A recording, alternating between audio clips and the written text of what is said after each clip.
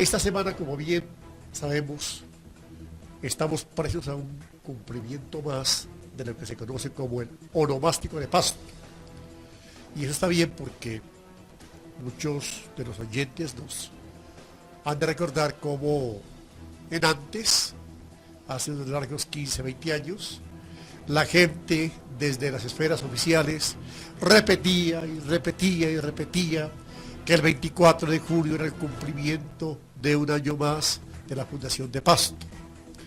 Nosotros empezamos una campaña en varias emisoras, en varios periódicos y en revistas de aquí de la localidad, y Verbo y Gracia ahora ya nos complace en que definitivamente hemos entendido todos que el 24 de julio es simplemente el onomástico.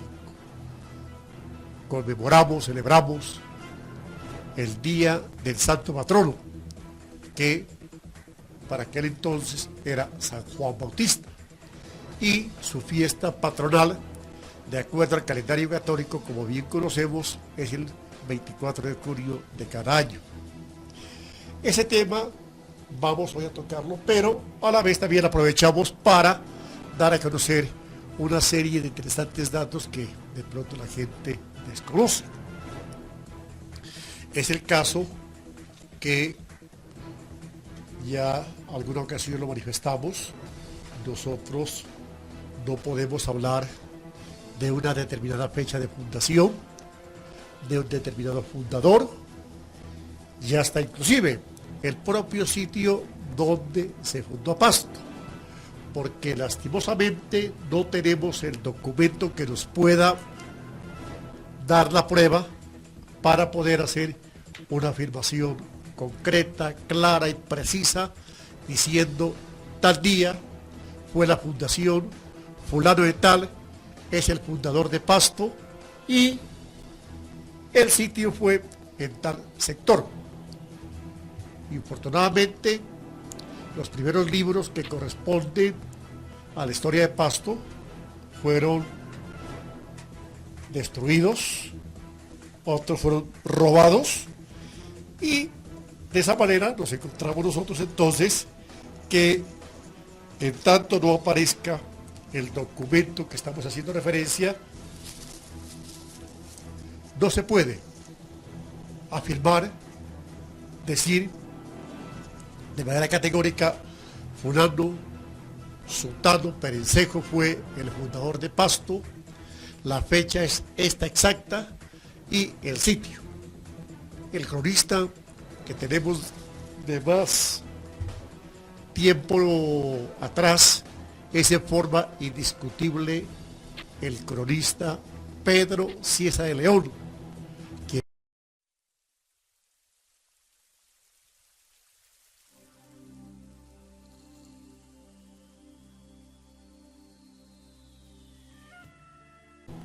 quien escribe su famosa obra La Crónica del Perú. Él estuvo por aquí por Pasto por allá por agosto de 1547 y entonces nos trae la referencia sobre como posible fundador a don Lorenzo de Aldana y comenta que fue en 1539.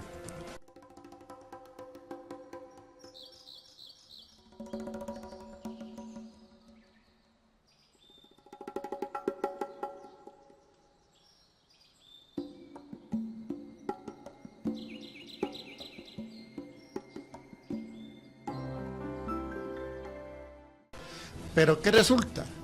Que existe un libro que es mucho más antiguo y tiene una gran, para mí, veracidad. ¿Por qué? Porque el libro fue escrito a varias manos. ¿Cómo así?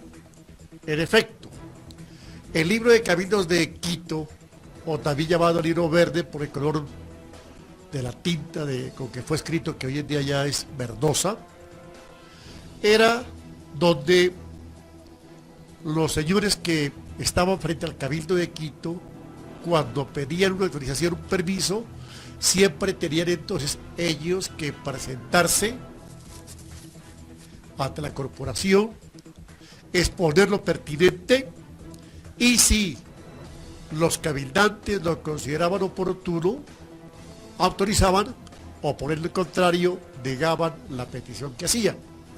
Por eso yo digo que fue hecho a varias manos, por cuanto usted tiene que comprender, mi querido estimado radio oyente, que la próxima sesión que ellos tenían, la inmediata a la anterior, ¿qué hacían? Leían esa acta y la aprobaban. Entonces, ahí no únicamente era una sola persona, sino que eran todos los cabildantes.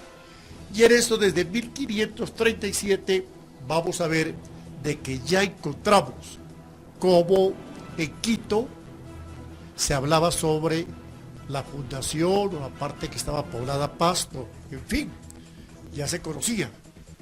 Eso, entonces, de parte mía, me da pie para manifestar que no se puede, por ejemplo, considerar en forma directa a don Lorenzo Valdana como posible fundador, por cuanto él viene por acá a los 2 años. Y en efecto, para 1537 él se encontraba por allá, por la parte del Perú, con Francisco Pizarro. Él vino cuando conoció Pizarro la traición o lo que pretendía quitarle dentro de su poder político administrativo el señor don Sebastián de Belalcázar. Ahí lo mandó a apresar, diciendo que podía perfectamente darle muerte donde lo encontrase.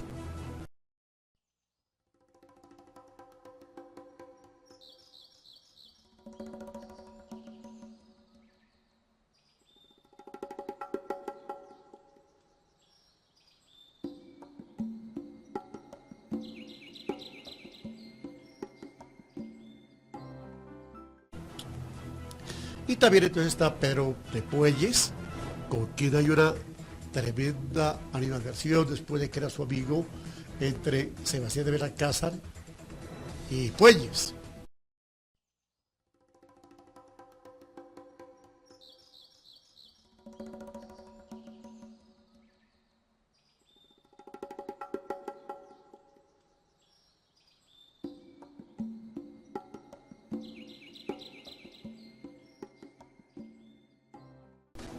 Tanto así que el primigenio nombre, estamos totalmente de acuerdo de aquí lo que ahora es Pasto, ese es el nombre que se registra por primera vez allá en el libro de actas de Quito, del Cabildo de Quito.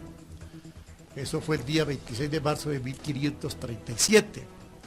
Y luego nosotros registramos en el mismo libro cómo aparece la Villa Viciosa de Pasto, la Villa de la Concepción de Pasto, y además viene la parte que es interesante cuando aparece por única vez la Villa Viciosa de la provincia de Captuyapta. Este nombre le dio Sebastián de Belalcázar cuando tuvo el problema, la enfrentación, la confrontación con don Pedro de Puelles, y para entonces borrar todo lo que había hecho a nombre de don Sebastián de Belalcázar, don Pedro de Puelles, Sebastián de Belalcázar le quitó el nombre de la Villa Viciosa de la Concepción y lo puso como la Villa Viciosa de la provincia de Captuyapta. La palabra Captuyapta significa Japtun es grande y la palabra Yacta es país, o sea, gran país. Importante también de que la gente, pues recordemos, ¿no? Porque siempre la historia oficial es de que lo nuestro comenzó por allá, desde Bogotá, y no, nuestra historia comienza por el sur. Pizarro es quien asciende desde el Perú, manda a Sebastián de Belalcázar para que ascienda, funda la parte de Quito, viene para acá, para Pasto, no entró primeramente, se fue para Sibundoy, Sibundoy sube la comisión a la parte que conocemos como la Cruz, de la Cruz a Popayán. Por eso Popayán está fundado mucho antes que Pasto, al igual que Cali, y ya de vuelta es que quedó la parte de Pasto tal cual como hoy lo conocemos. Eso es importante entonces saber de cómo fue el asunto de la fundación y poblamiento de lo que conocemos como San Juan de Pasto, y vamos a ver por qué va a ser el nombre de San Juan. Escuchemos algunos documentos donde van a dar claridad sobre los planteamientos que estamos aquí presentando. De la Villa Viciosa de la Concepción, nombre primogenio de San Juan de Pasto, existe y seguirá existiendo una gran controversia respecto a dónde se funda, quién la fundó y en qué fecha tuvo ocurrencia este magno acontecimiento para la historia de Pasto.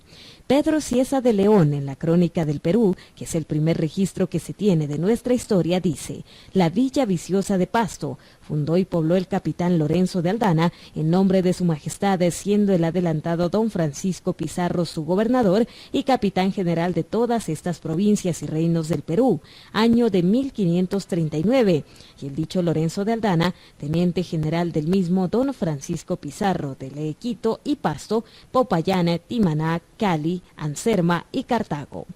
Recordemos que Cieza de León pasa por Pasto en agosto de 1547, va rumbo al Perú, donde seguramente seguidores de Francisco Pizarro contaron su historia. Es lo cierto que para 1539 la Villa Viciosa de la Concepción, la Villa Viciosa de Pasto o la Villa de Pasto, como también se conoce ya, está conquistada, fundada y poblada de acuerdo al libro de cabildos de la ciudad de Quito, donde en el acta del 26 de marzo de 1537 ya se habla de ir a poblar la Villa Viciosa de la Concepción. Pocos días después, en el acta del 4 de abril de 1537, se menciona con propiedad a la Villa de Pasto. La Villa Viciosa de la provincia de Atún Yacta fue nombrada por Sebastián de Belalcázar en una sola acta y por consiguiente es la única y por primera vez la del 26 de julio de 1537, pretendiendo con ello desconocer la autoridad que le había dado a Pedro de Puelles cuando éste trata de sublevarse y tomar para sí dicha población. En tanto, aparece el acta de fundaciones de la Villa Viciosa de la Concepción, de la Villa de Pasto, de la Villa Viciosa de Pasto, de la Villa Viciosa de la provincia de Atoonyacta o a secas la de Pasto. Todo cuanto se diga y escriba al respecto es pura especulación, por cuanto Sebastián de Belalcázar, Pedro de Puelles y Lorenzo de Aldana tendrán a sus defensores y contradictores. La pelea suscrita entre Francisco Pizarro y Sebastián de Belalcázar, al pretender este último distanciarse de su antiguo jefe, originó la presencia en Pasto de Lorenzo de Aldana para hacer respetar los dominios territoriales de Francisco Pizarro.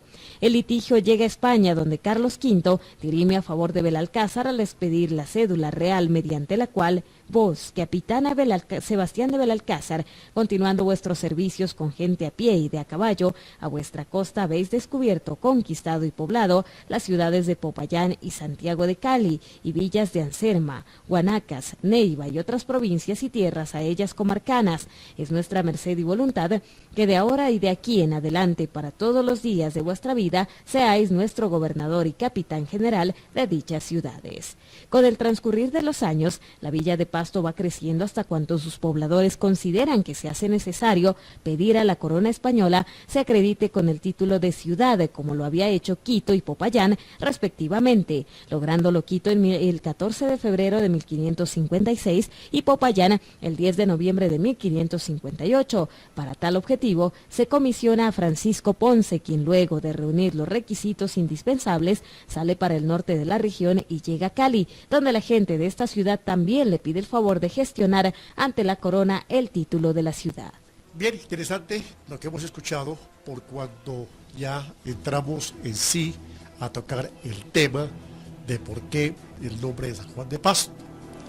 Y ya oímos entonces que don Francisco Ponce fue un personaje que aquí en Pasto recogió lo pertinente para llevar la gestión directamente hasta España a fin de que se otorgue el título de ciudad y escudo de armas, como ya lo había conseguido Quito el famoso 14 de febrero de 1556 y luego Popayán el 10 de noviembre de 1558. Y resulta que cuando pasa el comisionado por Cali, encontró que también las gentes de Cali le pedían ese inmenso favor para que se haga reconocimiento de ciudad. Nosotros de pronto hoy, porque digamos son aspectos muy desconocidos, no alcanzamos a captar la connotación, la importancia que se daba para esta clase de situaciones. Pero considero que el aspecto que se leyó en cuanto a que se solicita a diversas autoridades, tanto de España como de acá de ultramar, como nos decían a nosotros, a fin de que se respete esa titularidad. Y ahí entonces viene uno a entender la importancia por los abolengos, la parte pues que había de la prosapia, que también tenía que tener en ese aspecto las ciudades. No podía quedarse únicamente de villa. Villa era considerado pues algo menor, en cambio ya una ciudad era algo totalmente diferente. Y es entonces donde uno alcanza a entender y a captar la importancia de esta situación. Y miren qué bien que se dio el caso mediante el cual las gentes de Cali, los pobladores de Cali, hacen la petición para que también el comisionado que viva desde Pasto les lleve a ellos la documentación pertinente por un hecho que veremos en la segunda parte, donde es interesante saber las consecuencias de esta situación que se dio entre Pasto y Cali. Importante saber por qué motivo es que la cédula real la firma la hermana, la princesa Juana de Austria. Ella estaba reemplazándolo al hermano, a Felipe II, quien había salido del territorio español hacia el sector de Inglaterra, que decimos ahora Gran Bretaña, con el objeto de casarse con María Tudor. Eran pues los famosos matrimonios de conveniencia que pasaban, y hasta hoy en día en muchas familias sigue sucediendo eso, que se casan para casualmente no perder los intereses económicos que se tiene de parte y parte. Doña Juana, la hermana de Felipe II, ella firma la cédula real el día 17 de junio de 1559. Por eso ahora estaríamos cumpliendo del nombre, no de la fundación. Recalco, el nombre como tal, de Ciudad San Juan de Pasto, 454 años. Sí, la fundación es diferente, se remonta, está entre 1537 y 1539. Por eso es que vuelvo a repetir, está muy bien lo que hoy en día hace la administración municipal, de festejar, de conmemorar, de hacer la celebración del onomástico, más no de la fundación. Porque si existe el documento de la cédula real, que se suscribió el día 17 de junio de 1559, y la cual también por aparte, pero con la misma fecha, y en Valladolid, España, conocemos que también obtuvo la ciudad el escudo de armas. Creo que en un programa anterior hablábamos cómo era de importante la ceremonia que había aquí en Pasto, el festejo de 23 a 23. ¿Qué quiere decir esto? Que la persona que había sido designada, nombrada, elegida por parte del Cabildo de Pasto para que desempeñe el cargo de alfarero, se hacía el nombramiento el día 23 de junio de cada año, para que tenga un periodo de un año. Él se posicionaba el día 24. El 23, cuando ya era elegido, del cabildo salían los cabildantes con un grupo de cabalgantes, de gente a caballo, iban a saludarlo, al agraciado, a la persona que había recibido la confianza para que sea alférez real. Y, naturalmente, seguramente el señor pues nos atendía en correspondencia a darle ese alto honor, un honor que era mucho más importante que el ser alcalde, porque para aquella época había varios alcaldes, 2, 3 alcaldes. El nombramiento más importante, la elección más destacable era el de alférez real, Ellos llegaban, iban a traerlo, venía la ceremonia del Te Deum, la misa, todo el ritual religioso en el templo, en este caso en San Juan Bautista, y luego sí, había una ceremonia muy bonita, muy especial, en la cual, en la parte central de la plaza mayor o principal de aquí de Pasto, la que hoy conocemos como Nariño, salía del templo, tomaba su cabalgadura y de inmediato la Fe Real, con el estandarte en mano y la espada, cogía un poco de tierra y la esparcía al aire, tomando posesión a nombre de la monarquía española. Era la ceremonia que se llamaba del 23 a 23 y tenía ocurrencia el día 24 de junio, ya cuando la Fe Real se había posesionado. Esto es interesante que tengamos en cuenta para analizar la importancia de Pasto y ante todo de la gente que aquí vivía. Eran gentes destacadas, no quiero equivocarme al decir que era muy selecta dentro del grupo que trajo Pizarro a la conquista del Perú y luego envió con Sebastián de Belalcázar. Varios obviamente se quedaron en Quito, pero un sector también importante se quedó aquí en Pasto.